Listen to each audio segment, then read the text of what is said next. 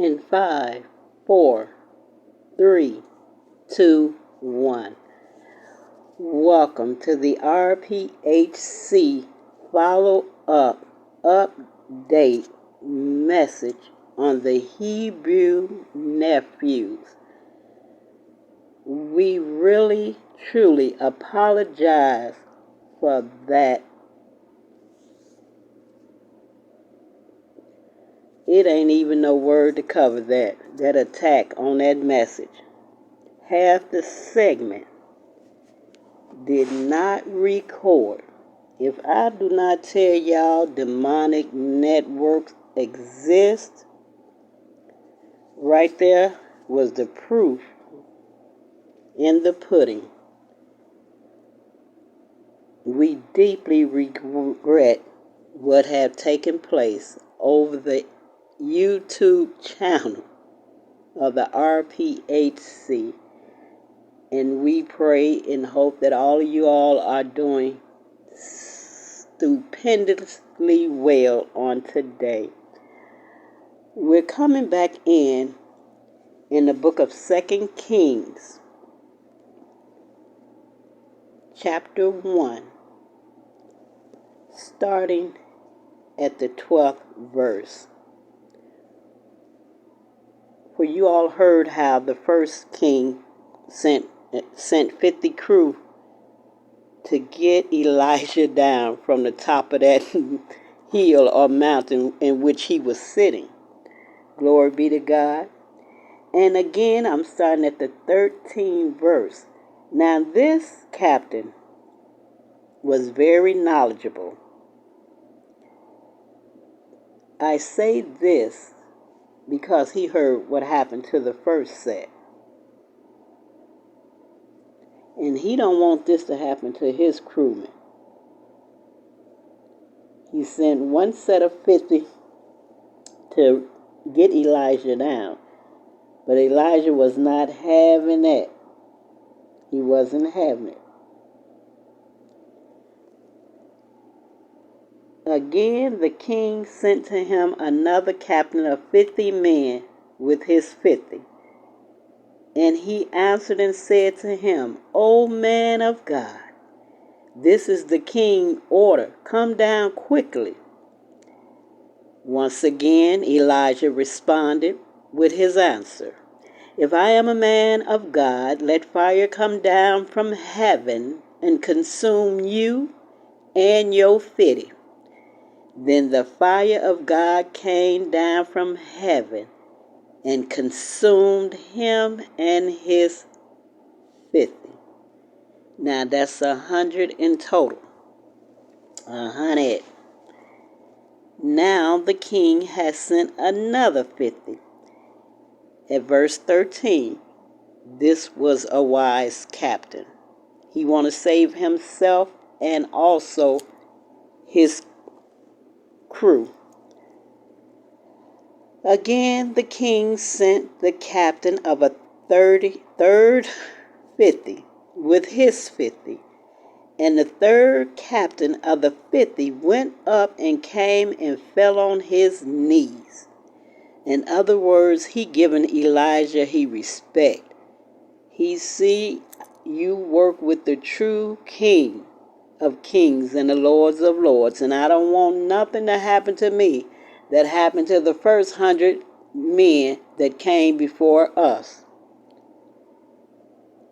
He fell on his knees before Elijah and entreated him, O man of God, please let my life and the life of these 50 servants of yours be precious in your sight.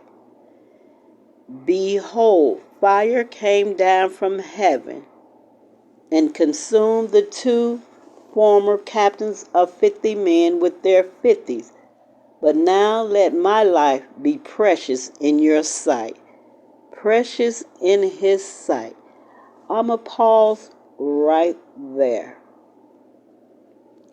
and speak these words. After I continue with verse 15, I'm going to go in and recap where you all heard me speaking of what Ezekiel has saw pertaining God in fire. And the sounding of the wings was the angels he spoke about. So let me conclude here. He was telling Elijah how he recognized all that had happened to the 100 set of men that the king sent. And he do not want this to happen to him and his crew.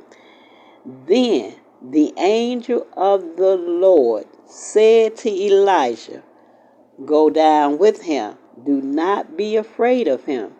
So he arose and went down with him to the king.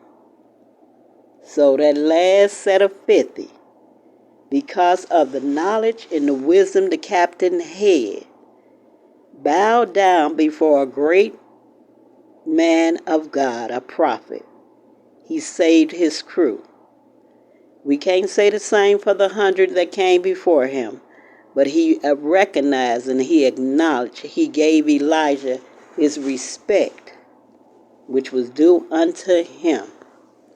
Glory be to God, glory be to God.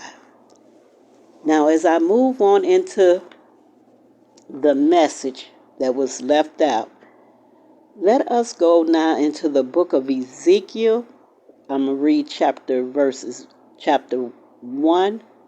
verses 1 through 28. Glory be to God, glory be to God.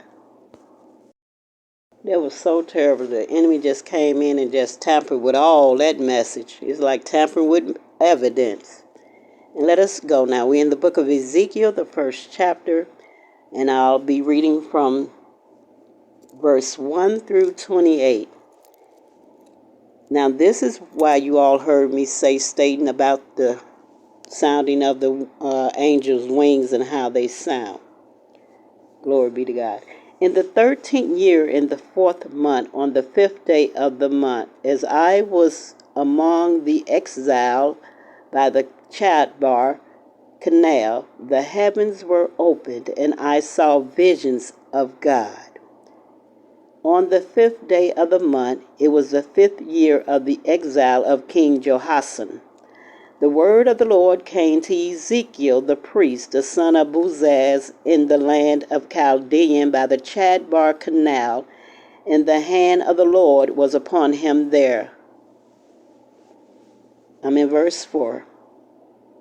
As I looked, behold, a storm wind came out of the north, and a great cloud with brightness around it, and fire flashing forth continually, and in the midst of the fire, as it were gleaming metal. There go that metal again we spoke on.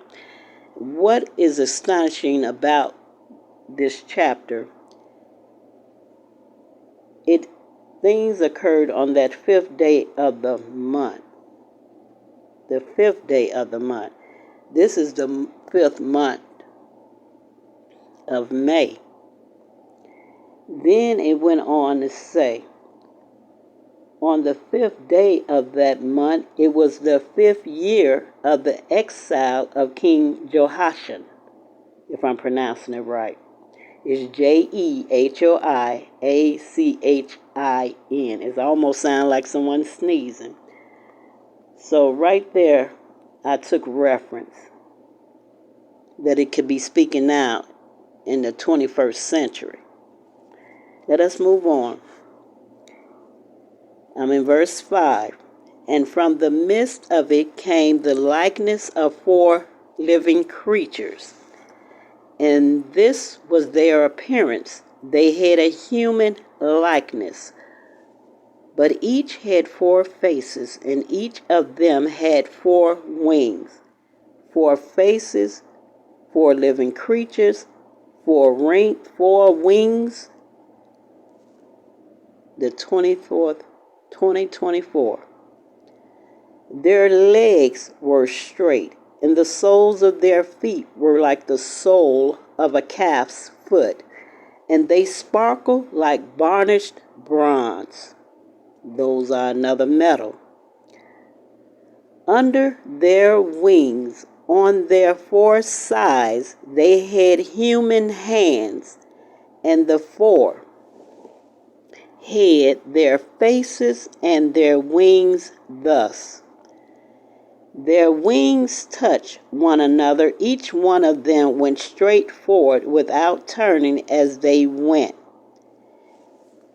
I came over into the book of Ezekiel after leaving the book of Kings, for the Lord said that is of great importance as well. When we recognize that Elijah was dressed like John the Baptist, all three of them visioned and seeing things before they occurred. They were great seers. John the Baptist also knew that he would be baptizing the Son of God. How did he know? He had to tap in his spiritual awareness and be where he's supposed to be at that appointed time to hear from the Lord. And as well as Ezekiel sat on top of that mountain. After all the king sent 100 men to him, Ezekiel still didn't make a move. He was obedient. But the third crew of 50 that came up to Ezekiel, the wise captain bowed down. And the angel of the Lord of fire recognized this within that captain, touched Ezekiel's shoulder with his right hand and said, "Go with him." Elijah passed the test. He did not budge. He did not move.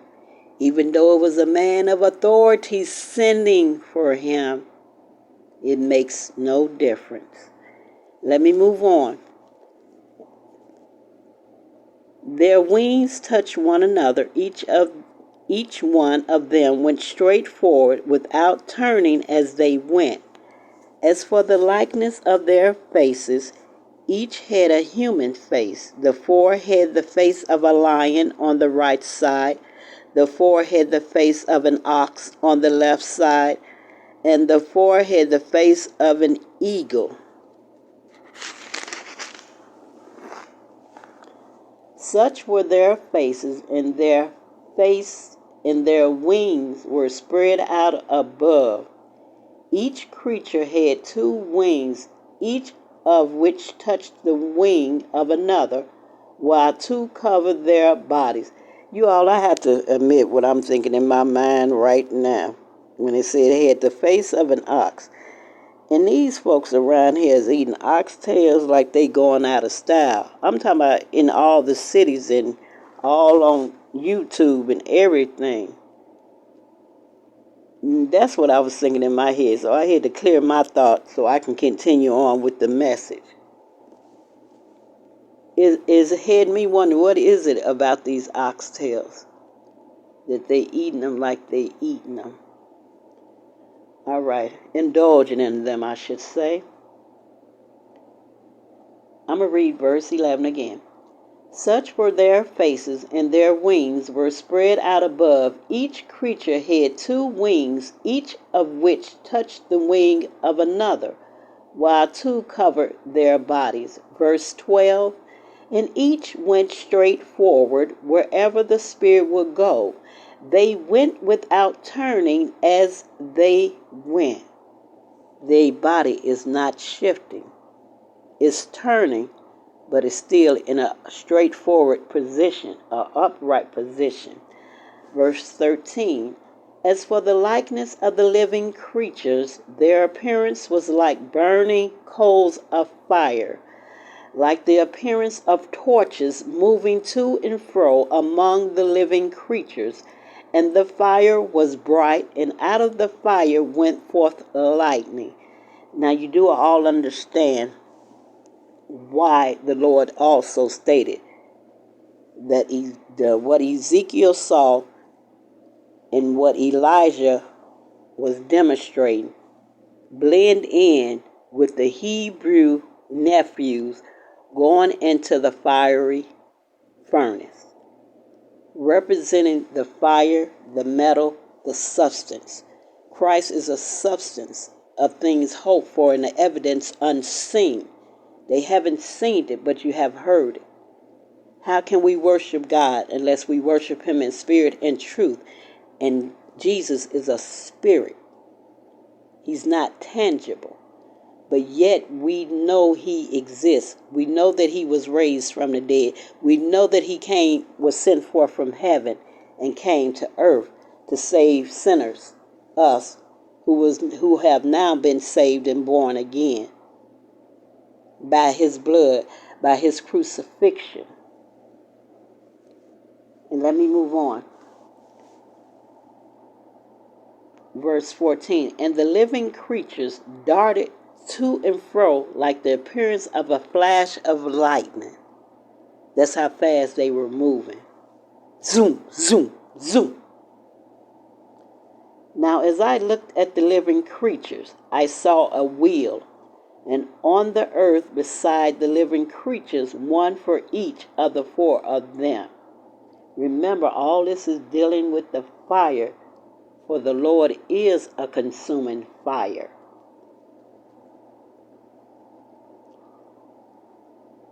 Verse 16.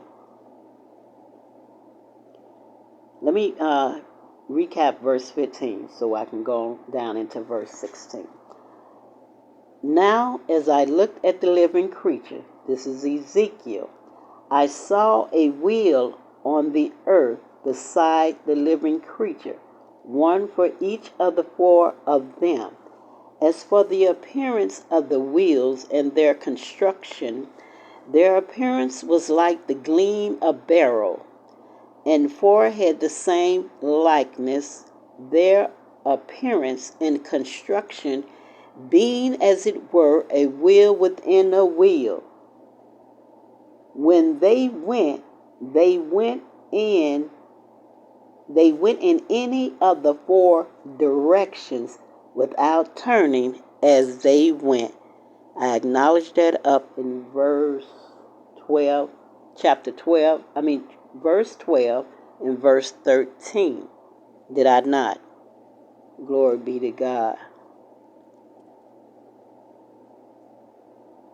These wheels, within a wheel. Verse 18. Wheels move round, round, round in a circular motion, continuously, in ongoing speed. These angels, the creatures in which Ezekiel saw, moved with tremendous speed, yet wheels are attached to them under their wings. And each of these creatures in which he have seen have four faces. And I describe the four faces to you as they look as human. Remember their appearance.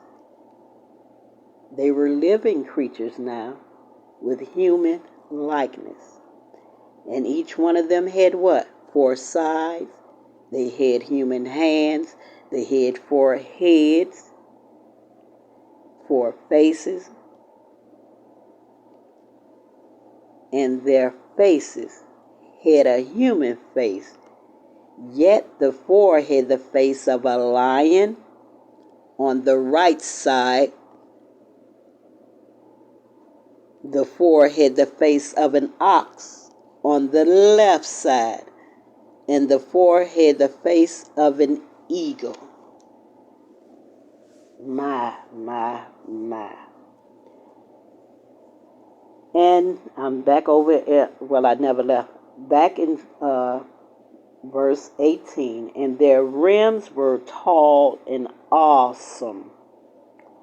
Awesome. And the rims of all four were full of eyes all around. Which bring me to state and say this. The eyes of the Lord are in every place. This is a big world, but yet the Lord sees everything that is going on from his throne. And these wheels, where you may see spokes in a wheel, according to automobiles and carriages and buggies and wagons, anything, bicycles. Where there are spokes, there isn't any spokes, but there are eyes.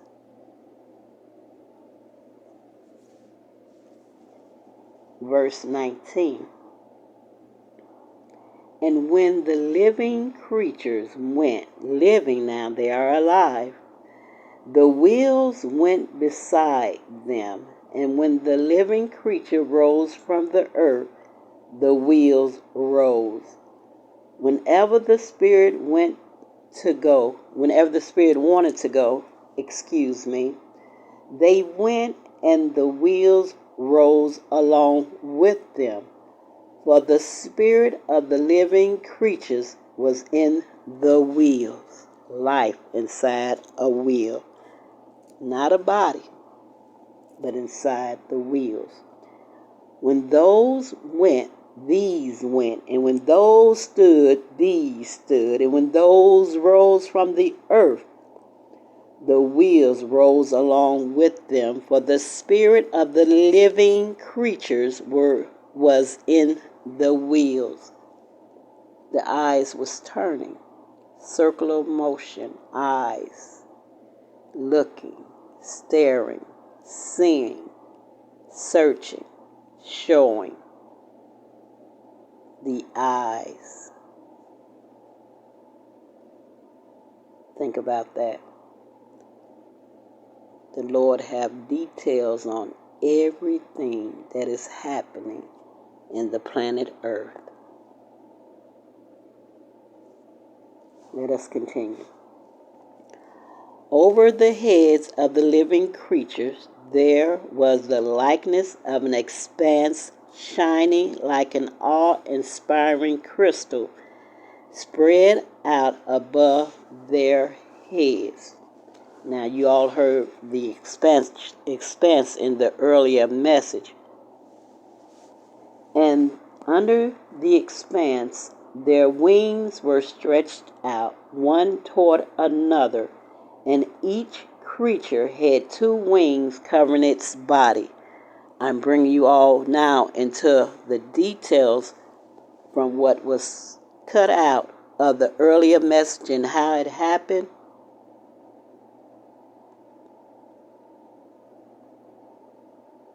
I'm still breaking bread on that one. Glory be to God. I'm in verse 24, you all. And when they went, I heard the sound of their wings like the sound of many waters. Now, this is the part that you all heard me come into when after we were stating what Elijah was sending down the fire on the captain of 50 and his men. It jumped right back over into here. How it skipped all that I spoke on beforehand.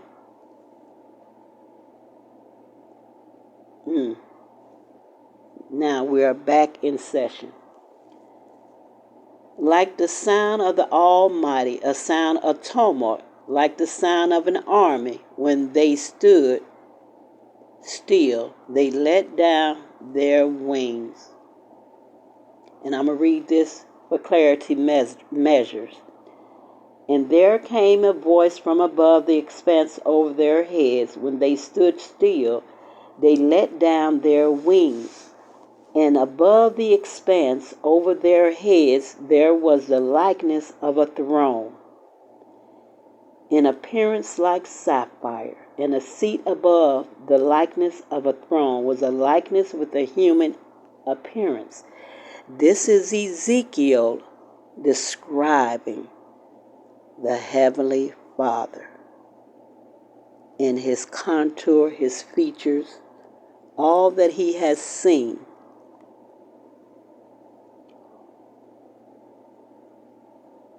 And seated above the likeness of a throne was a likeness with a human appearance.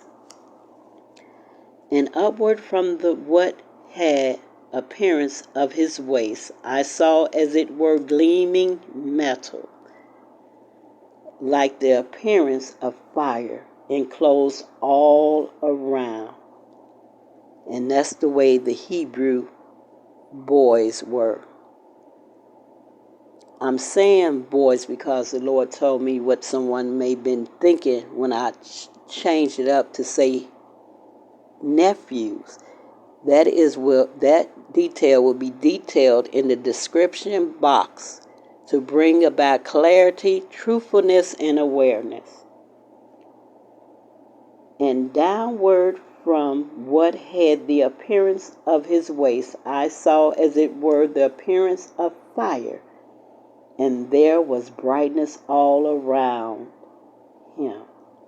Now, when the Hebrew nephews went into that fiery furnace, they too were enclosed, and fire was all around them. So Nebuchadnezzar would never have seen when Christ appeared in that fire, because he is fire. But the Lord made it so that this horrible, wicked king get a mentality check. He focused in on him while he was in the fire and say, look, what do you see now? Since his mind was all wrapped up and enclosed about them bowing down to this idol of a statue he had erected up in the kingdom. Rethink your thinking. Verse 28.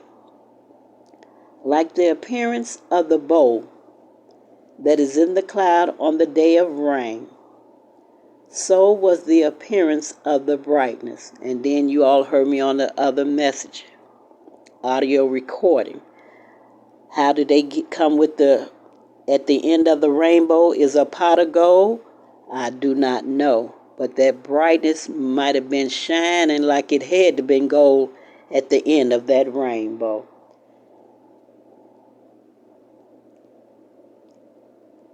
So was the appearance of the brightness all around. Such was the appearance of the likeness of the glory of the Lord. And when I saw it, I fell on my face, and I heard the voice of one speaking. Is that not awesome?